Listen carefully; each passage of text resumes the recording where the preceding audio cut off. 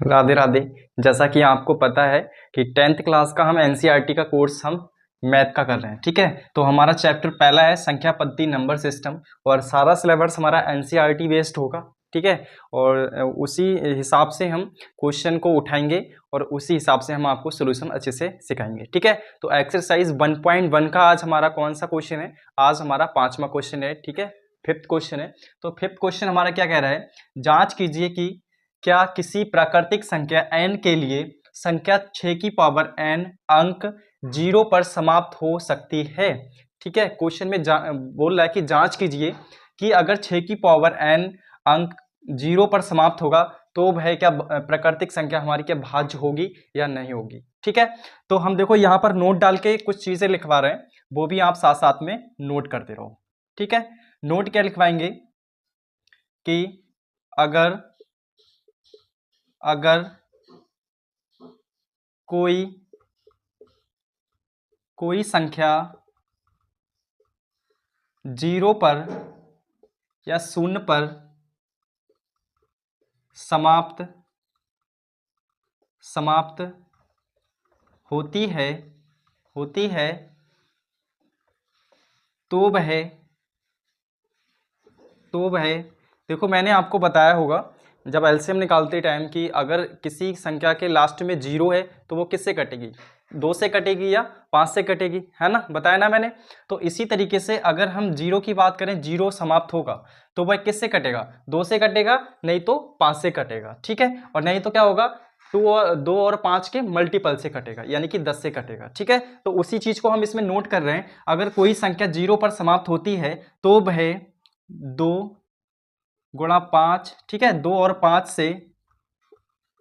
से विभाजित होगी, ठीक है, या 10 से विभाजित होगी।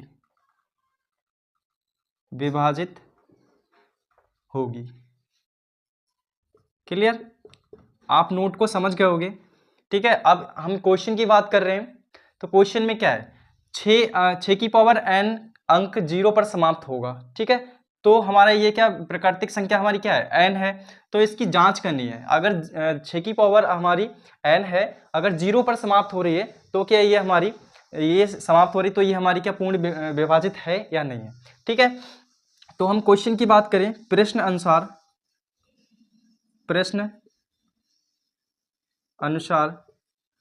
अनुसार देखते हैं। 6 की पावर n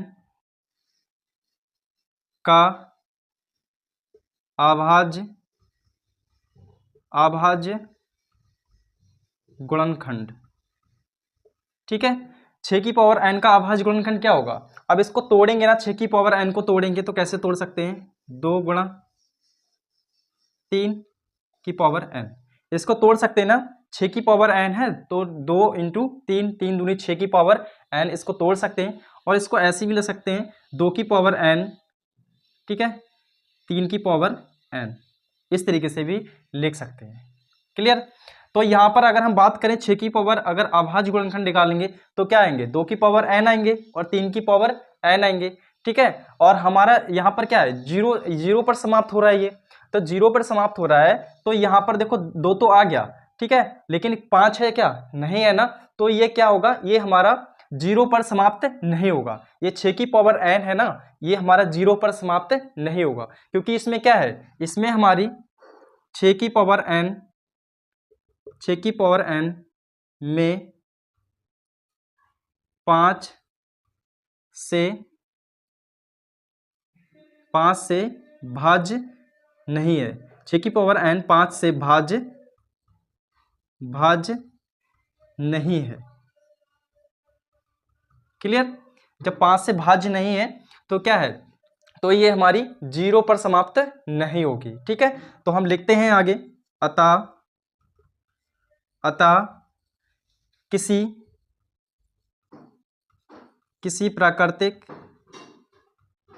प्राकृतिक संख्या n के लिए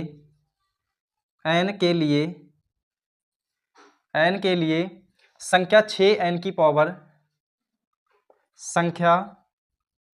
6 की पावर n अंक 0 पर समाप्त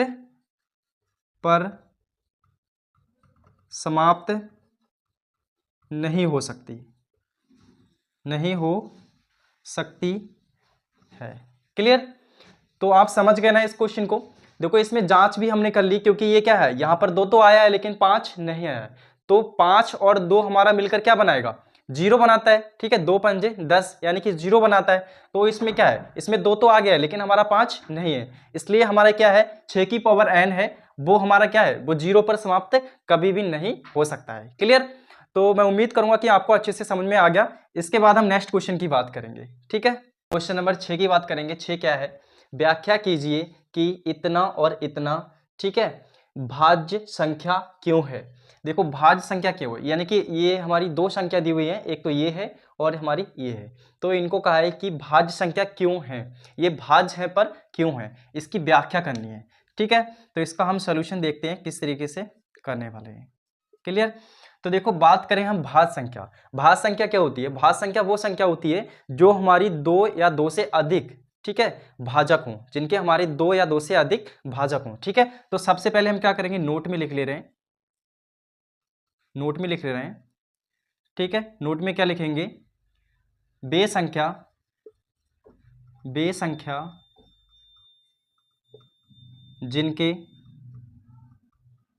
जिनके या ऐसे लिखो बेभाज्य संख्या। ठीक है, बेभाज्य संख्या,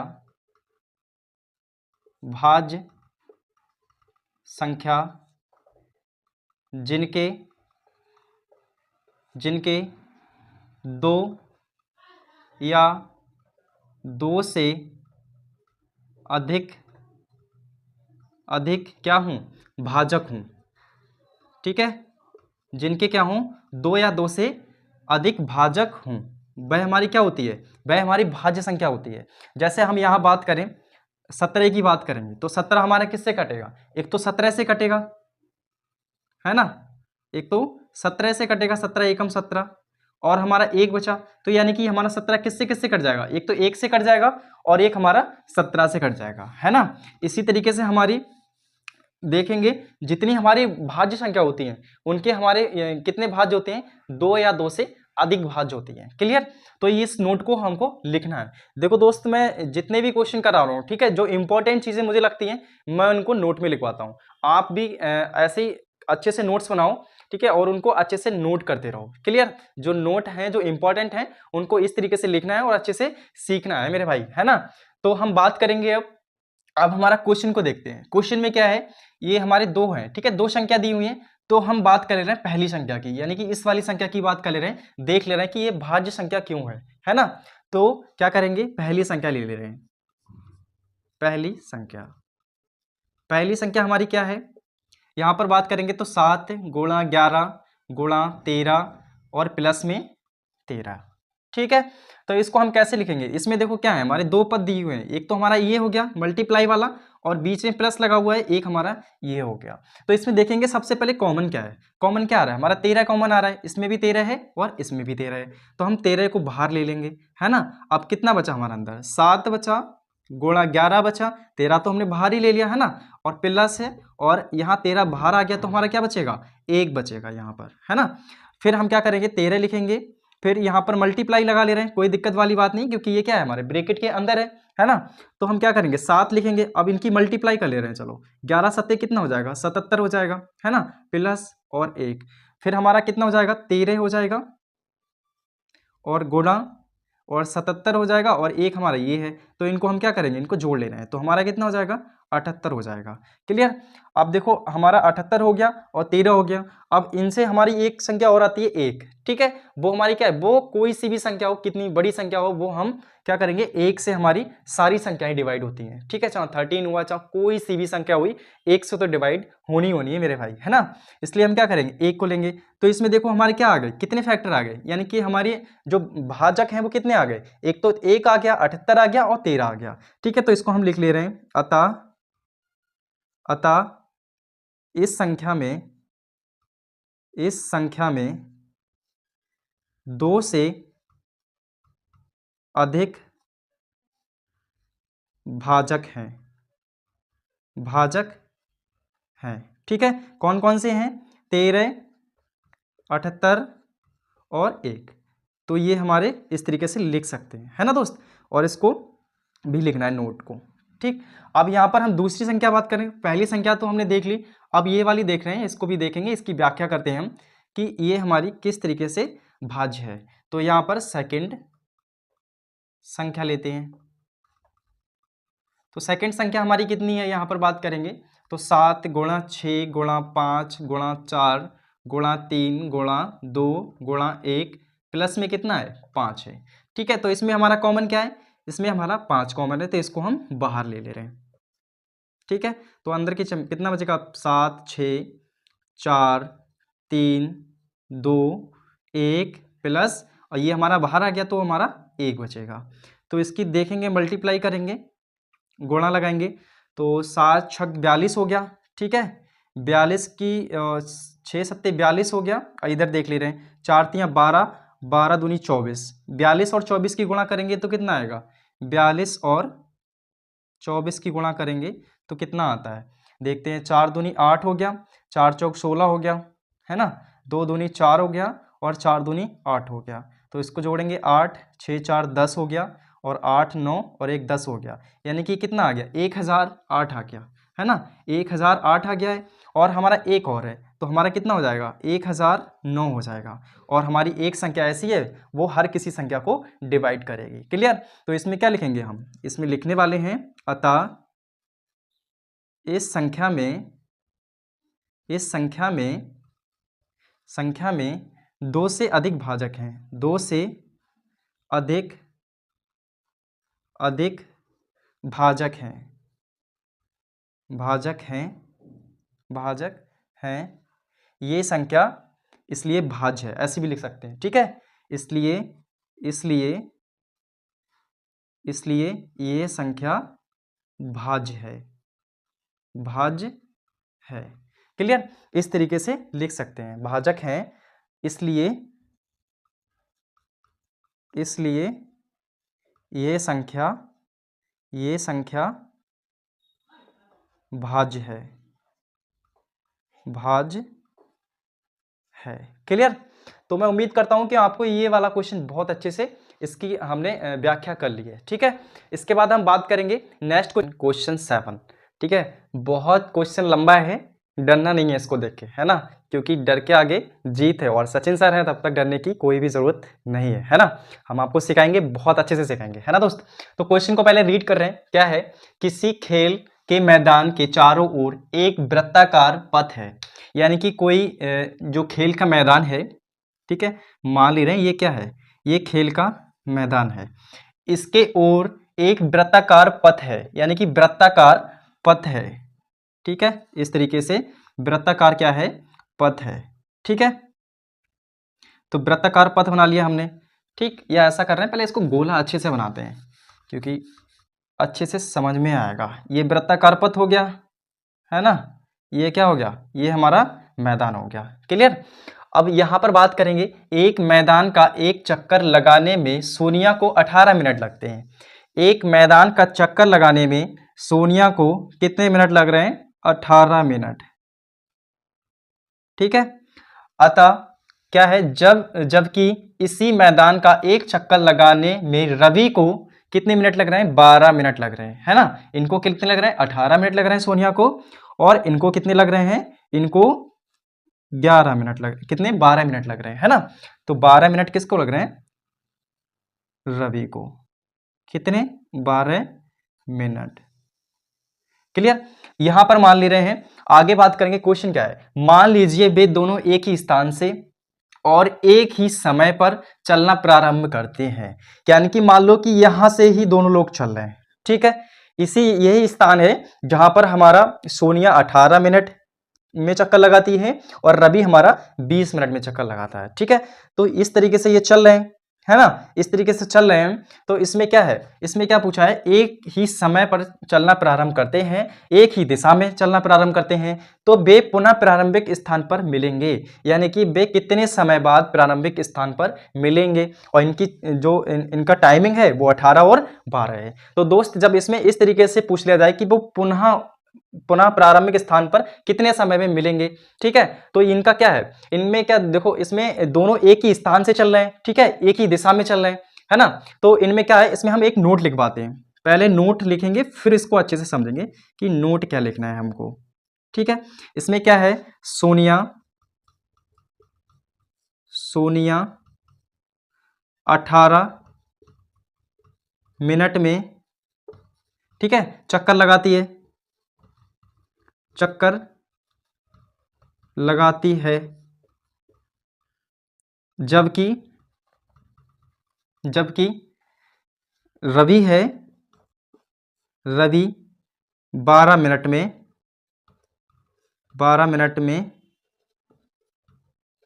एक चक्कर लगाता है ना, एक एक चक्कर की बात हो रही है, एक चक्कर लगाता है। अतः एक ही स्थान से एक ही समय में, एक ही स्थान से एक ही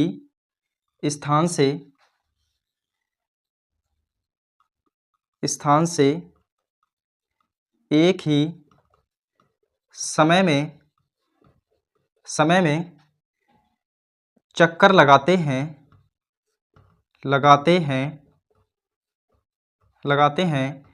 तो 12 व 18 का एलसीएम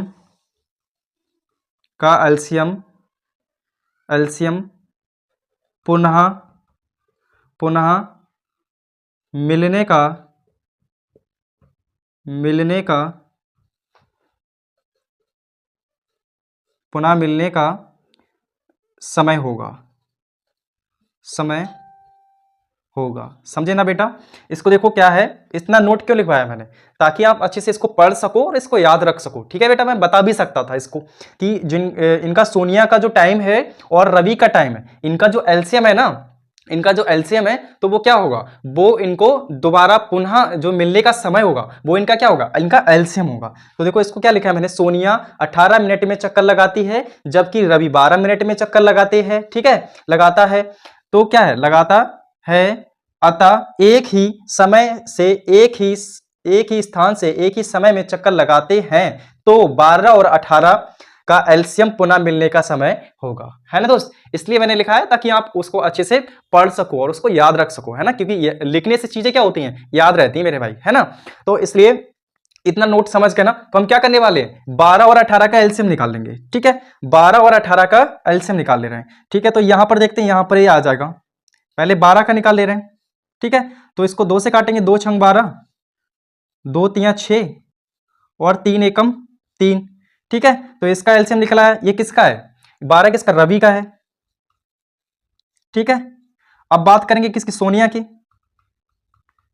की बात करेंगे, तो सोनिया का टाइम कितना है, 18 मिनट का है, ठीक है। तो 18 मिनट का हम 18 का एलसीएम निकाल लेंगे, 2 नेम 18, 3 तिया 9 और 3 एकम 3, ठीक है। तो इसका हमारा एलसीएम क्या होगा, एलसीएम हमारा क्या होता है, जो कॉमन होता है उसको एक बार लेते हैं, है ना, और जो कॉमन नहीं होता हुआ उसको भी लेते हैं। तो यहाँ पर देखो कॉमन क्या है, यहाँ 2 इसमें भी है और इसमें भी है, तो ये तो 2 कॉमन हो गया, और क्या कॉमन हो गया, और हमारा 3 इसमें भी है और 3 इसमें भी है ना। तो और 2 और 3 तो हो गया हमारा। तो एलसीएम की बात कर ले रहे हैं, एलसीएम तो कितना आएगा, 2 इंटू 3, ठीक है, 2 इंटू 3 आ गया। अब हमारा बचा क्या है, 2 बचा और इसको 3 लिख ले रहे हैं, तो इस 12 तिया 36 हो गया, ठीक है, 36 मिनट आ जाएगा। यानी कि ये रवि है और सोनिया है, ये कितने बाद मिलेंगे एक स्थान पर, मतलब कि जब ही आएंगे इनको क्या है 36 मिनट तक ये लगातार कंटिन्यू मतलब कि ये 36 मिनट के बाद मिलेंगे, है ना, क्योंकि इसमें क्या है टाइमिंग पूछी है, तो ये क्या 36 मिनट के बाद मिलेंगे, ये दौड़ते दौड़ते दौड़ते दौड़ते 36 मिनट के बाद ही मिलेंगे, है ना दोस्त। तो इसमें लिखते हैं हम, यहाँ पर लिखेंगे अतः ये 36 अतः रवि और सोनिया 36 मिनट के बाद मिलेंगे, आप खुद लिख सकते हो, है ना। अतः रवि व सोनिया 36 मिनट के बाद पुनः मिलेंगे, ठीक है, पुनः मिलेंगे। क्लियर, मैंने लिख दिया है, आप भी इसको लिख सकते हो। क्लियर, तो मैं उम्मीद करता हूं कि आपको इतना लेंथी क्वेश्चन अच्छे से समझ में आ गया हो। दिया हुआ है हमारा, एक 12 मिनट में काम कर रहा है, एक 18 मिनट में काम कर रहा है, तो उनका क्या लेंगे हम, एलसीएम लेंगे, दोनों का क्या होता है एलसीएम, ठीक है। तो मैं उम्मीद करूंगा कि आज हमने 3 क्वेश्चन किए हैं और आपको बहुत अच्छे से समझ में आए होंगे, ठीक है। और आज हमारी एक्सरसाइज यहाँ पर फिनिश होती है 1.1, इसके बाद हम 1.2 एक्सरसाइज करेंगे, ठीक है, और वो भी बहुत अच्छे से सीखने वाले हैं। तो दोस्त अगर चैनल पर पहली बार आए हो तो आपको अगर अच्छा लग रहा है तब सब्सक्राइब करके जाइएगा, है ना, वरना कोई बात नहीं, 2-4 लोगों में शेयर कर दो जो कि आपके दोस्त हैं, ठीक है, जो कि आपके रिलेटिव में हैं, उनको शेयर कर दो और अच्छे से अपनी प्रिपरेशन करते रहो और खुश रहो, मस्त रहो, है ना दोस्त। जय हिंद, जय भारत।